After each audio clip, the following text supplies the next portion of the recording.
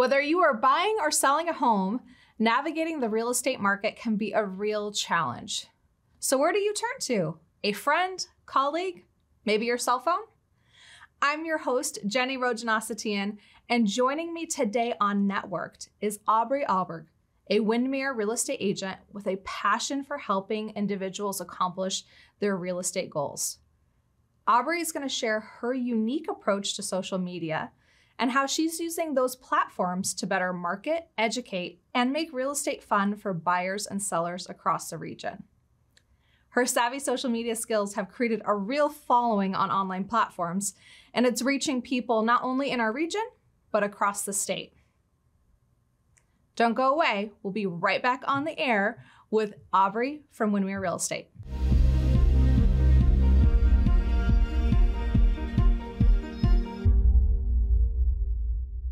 And welcome to Networked. I'm excited to introduce our guest for today's show, Aubrey Ahlberg with Windermere Real Estate. Welcome. Thank you so much for having me. I'm so excited to be here. I'm so excited to sit down. This is going to be a really fun episode because you've got some hilarious social media clips that we're going to share later.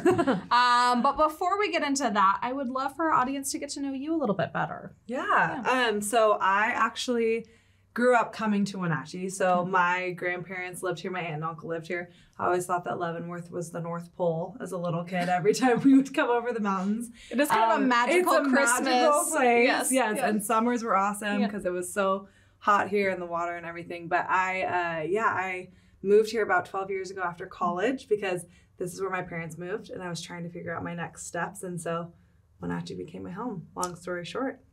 And you're in real estate, so fast forward now. But have you been in real estate the past 12 years? So I actually, good question. So I actually was in the service industry for a while I was here going to school. I was a manager at Dutch Bros Coffee, which was just one of the coolest jobs. I got to know so many people, worked at a couple different restaurants, and I also coached skiing up at Mission Ridge and coached basketball for a little while. So, when did you start the real estate journey? So it was about 4 years ago, maybe 4.5. My mom called me and basically she was just raving about being a realtor. She was loving it. She'd only been in it for about 6 months. And that's kind of what got me I think we have a really hooked. Great photo of your mom and you. So we'll share that on screen. I love this. Yeah. So followed in the footsteps of your mom. Yes, I got to be on a team with her. Okay. She actually passed away about 1.5 years ago. I'm so sorry for that. But before that, I got 2 joyful years of working with her and getting to build memories. And I mean, she was my mentor, not only through my childhood, obviously, but in my career. So I feel really blessed to have had that. That's really, really special. Yeah. So let's talk about why do you love real estate? Yeah. Oh man, it's so funny because I never thought I'd be a realtor because I was so worried about being salesy and pushy and that old school sales mentality. But what I've come to find out is that it's all about relationships. It's about getting to know people. It's about building trust and helping people through what can be the most exciting or possibly the hardest move of their lives. And so I feel really honored to work with just incredible clients and build those relationships. And it's a challenge. I love a challenge. And my days are never the same. So, well, having a service background and working with people all the time, I'm sure it really prepared you too for being able to interact with just about anyone. Once you can do it in the service industry. Sure. Oh my gosh. Exactly. And it's hilarious how quickly I bond with my people. And they really become family. It's awesome. So talk a little bit about Windermere and where's kind of like your service area. So are you selling homes just in Wenatchee or where? So where are your buyers and sellers? Good question. So Wenatchee is an interesting community because we're so spread out and there's all this countryside around us. I try to stick to about an hour and a half radius around Wenatchee. Anything longer than that, I feel like I can't quite serve my clients how I'd like to. But the cool thing about the Windermere family is that we actually have an incredible referral network. So if I can't help a client, then somebody else can, which is awesome. So I just make a phone call and somebody I know and trust will take care of it. Yeah. So they're looking to go further up north, up the Okanagan. You guys are able to come in and help. Exactly. Yeah. Now, being in real estate is also very entrepreneurial, right? You've got a foundation. Talk a little bit about what it is to run your own business. Wow. It's been awesome. It's been an awesome opportunity for me to learn and grow as a person, because it requires, I think a lot of people don't realize that, you know, no one's clocking me in. I'm responsible for waking up every day and jumping on my computer and answering emails and making phone calls and all that. And I honestly, I feel like I have grown so much in that aspect of having time management and that self-motivation and learning, because everybody's going to do it different. Every realtor is going to make their business different. And so I feel like I've learned a lot about how I like to do things, and I've kind of honed in on who I want to be as a realtor. And that's been a really cool experience. Tell me a little bit more about that. So what do you, what's unique about working, if someone is looking right now for a realtor, what would you say? There's so many great ones out there. Obviously, we've got an incredible community. What's your different edge, your different approach? So I would say something that makes me really different is I take the time to set expectations with my clients. Like, we have multiple meetings before we even start looking at homes, because even if they bought a home before, this market, as we know, is so much different than it was 3 years ago. Writing offers is so much different than it was 3 years ago. And so setting the stage to help empower and educate them ahead of time makes a huge difference. And so, and then I just honestly, I have so much fun with my people, and they become like family to me. There's not a single client that I can think of who I'm not still in communication with and connected with. I mean, I give my clients golf passes and wild hockey ticket games and go to dinner with them. And I just had a great month last month where I probably had dinner in their homes that I helped them purchase with 6 different families. And I got to see how they've adjusted in their new homes, and just got to connect with them and bring them basically a real estate review, which shows them how much equity they've gained in their home since they bought it. So it's kind of like I don't know. I just love being authentic and treating people, like more than clients. Your energy shines through, because I can see why your clients love working with you and building that relationship. We're going to talk a little bit later about your unique marketing approach and how you're using social media as a platform. But before we get there, I'd love to chat a little bit about some of your other passions, because I saw those in our notes about things like Special Olympics. So I want to circle back to that. You talked a little bit about coaching before real estate. Tell me about some of your passions outside of real estate. You're hitting my heartstrings now. I got the opportunity this is actually what introduced me to the incredible Wenatchee community, is Special Olympic skiing. And my dad actually still coaches Special Olympic skiing up at Mission Ridge. But I got the opportunity to lead Young Life. I got the opportunity to coach this incredible 16-year-old skier. I actually coached little kids ski team for a little while, little 5-year-olds. Oh my gosh, it was such a hoot. And I honestly that is what made me fall in love with this valley. Because I mean, anyone who's up on top of Mission Ridge and looks down and isn't in love with this valley must be crazy, because we are just so incredibly blessed. And just all the opportunities there are to get involved with running or hiking, or I'm a mountain bike every week with this incredible group of girls. And it's just, I don't know. It's a small town that has so many things to do. And I love it. That's awesome. Well, thank you for, being a community leader and serving and helping others. We do have to head out to a commercial break, but when we come back, we're going to dive a little bit more into marketing. Awesome. So stay tuned.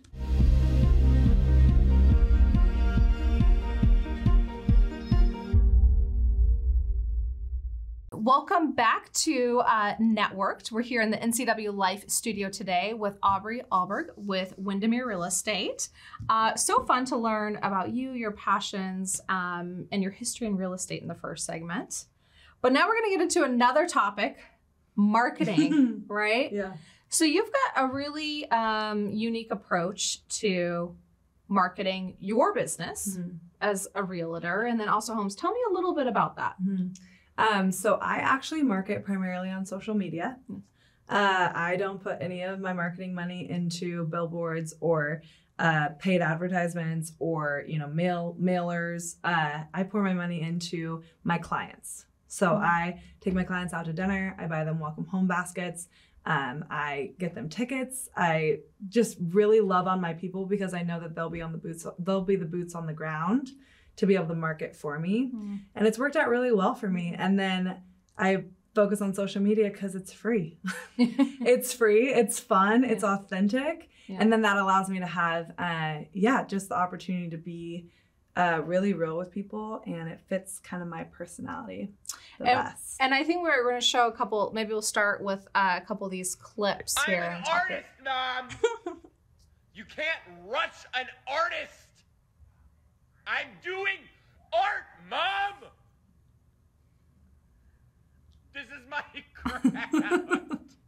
So here, oh my gosh, you're taking some of those like TikTok trends and Facebook and Insta story trends into how you're staging houses, which is very engaging. It pulls people in. Yeah. And it's so hilarious for me. I have so much fun doing it too, because I follow these incredible realtors on Instagram from all over the country, and they're doing similar things. And so it just, it gets me out of my shell. It helps that creative outlet, that I think so many of us have too. So, yeah. Well, and when I think of real estate, I still think of that traditional like flyer on the side of the house. Those aren't even up anymore. They don't really put or do they? Like no, they do. Like a post and a flyer box. It's very different now, right? People aren't driving around picking up flyers. They're on their cell phone. Exactly. And it's amazing because technology, Instagram, they have it all laid out for us. You see how many people view it. You have a direct line to all those people. It's amazing. And you can see, what flopped, what didn't. You can get engagement. People can ask you questions. I mean, it is all there for you. And it is all free. Like a lot of people don't realize how simple it is. We just have to get over kind of that fear that comes with putting ourselves out there. I was about to say, you're also, though, having to, like you said, be creative, maybe a little bit goofy or silly, which a lot of people are nervous, especially in a setting like on TV or in a video. So, what advice would you give to entrepreneurs, really in any field, about building a marketing campaign that way? I was just thinking about this today. People are going to judge us no matter what we do. No matter what we do. So why not create a life that we love and create a persona that we are proud of and that we have fun doing? I mean, this life is so short that we might as well have fun with it and honestly not take ourselves too seriously. Yeah. Like, I think that for me, I know that some of the feedback that I've gotten is that people want somebody that they can relate to, somebody that they can feel like they almost know, and somebody that they can trust. And when you present yourself in that way on social media, and in a way that's authentic to you, if you're not goofy, don't be goofy. If that's weird for you, then don't do that. But being authentic to who you are, people love that. They don't want the glitz and the glam. All that is fading away. They want to see the real authentic representation of who you are. And you talking about how it's about people, you work with clients. These are really big life decisions. Buying a home is often a 30-year commitment. It means it's at significant stages of life. And so having a trusted partner, I'm sure, is really important to them in that experience. And I really take that seriously because a lot of the times I am people's counselor and I am people's, sounding board for their emotions. I mean, it is a very emotional process. And so I think that I have people who they feel like they really know me when they start working with me just because they've been watching the videos on social media. And that makes things easier for me because I do really care. And breaking down those walls sometimes with people can be, it can be a hard process for a lot of people to trust, I'm sure. And it's also a really hot and kind of hard real estate market too. So what have you seen this last year as far as availability and how fast sales are happening? Yeah. So, I mean, houses are not staying on the market for longer than a week. And if they are, it's usually because they're overpriced or maybe there's something wrong with the house, or they're in a way higher price bracket. But yeah, I mean, we're just seeing it's basic supply and demand. We're seeing a lot of people coming from outside areas, but then also people who live here, who are realizing that they need to buy. And so there's not enough houses to keep up with the number of people that are moving here. So that's why prices are increasing.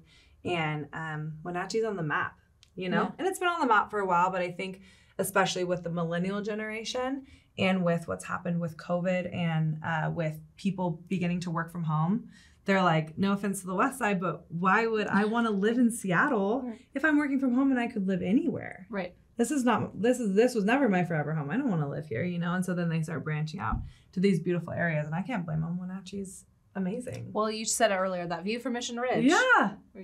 How can you not? Yeah, you can't beat it. So tell me, how does someone, you know, get a competitive edge? You talked a little bit about meeting with people even before they're ready to really start looking. What advice do you have?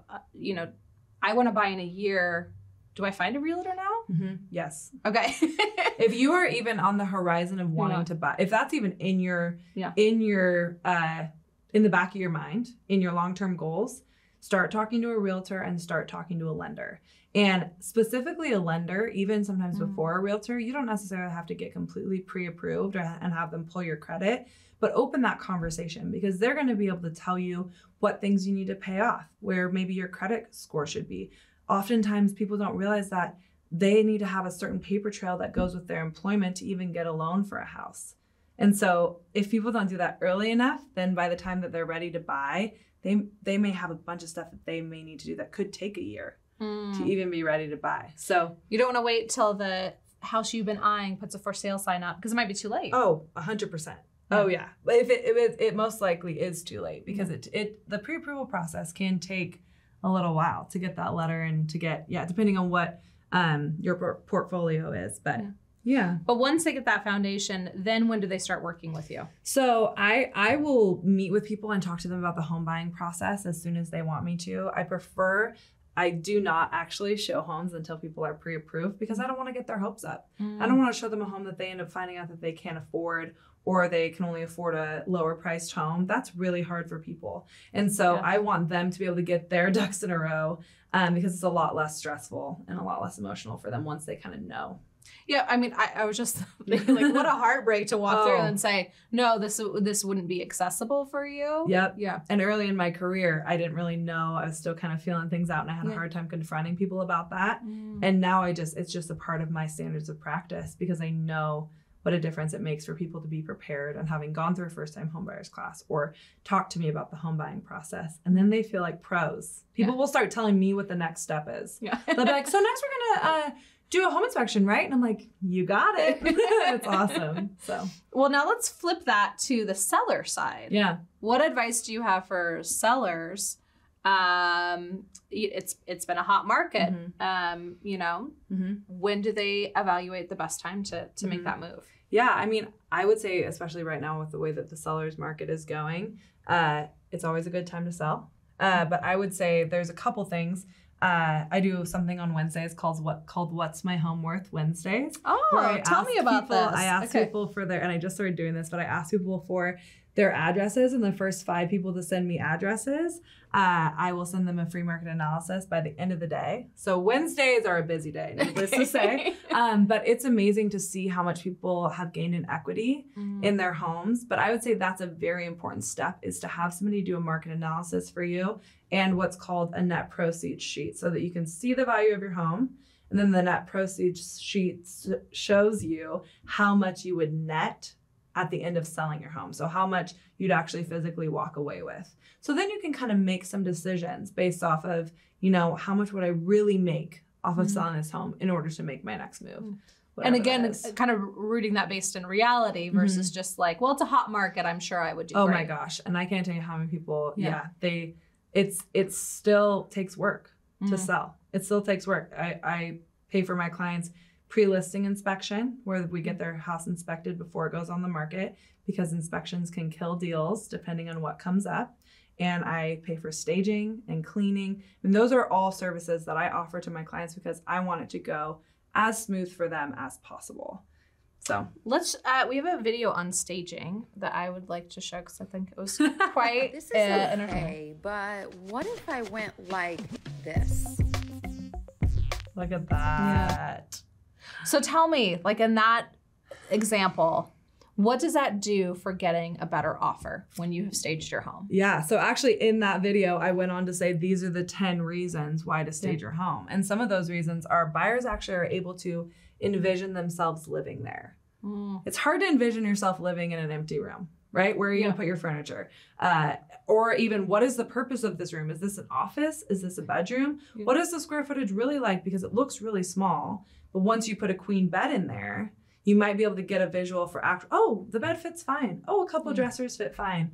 But then also it actually, the first impression is everything. So the stager that I work with, she works so hard to help me set a first impression so that when people come to the house, they don't automatically decide that it's not the house for them just based off of, you know, outdated fixtures or that kind of stuff. They kind of can see the whole picture. And it allows them to kind of make a decision based off of a house that's actually shown in its full potential.